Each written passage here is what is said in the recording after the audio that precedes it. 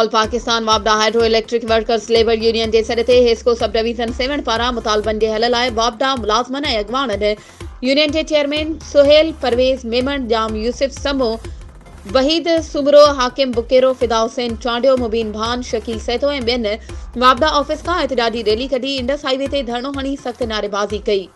इन मौक़े ते मुलाज़मनि सहाफ़ियुनि सां ॻाल्हाईंदे चयो त असांजा मेहनत कश सीनियर मुलाज़मनि खे सिंध जे दूर दराज इलाइक़नि में बदली कई वई, जिन जे रिटायरमेंट में 3 खां 4 महीना बचिया आहिनि, जेके हुकूमत अची वापडा खे टारगेट था कनि। वापडा में 70% मुलाज़मनि जी खोट आहे, पर तंहिं हूंदे बि मुलाज़मनि खे ज़बरदस्ती बदली कयो थो वञे। असां अहिड़े अमल जी मज़म्मत करियूं था।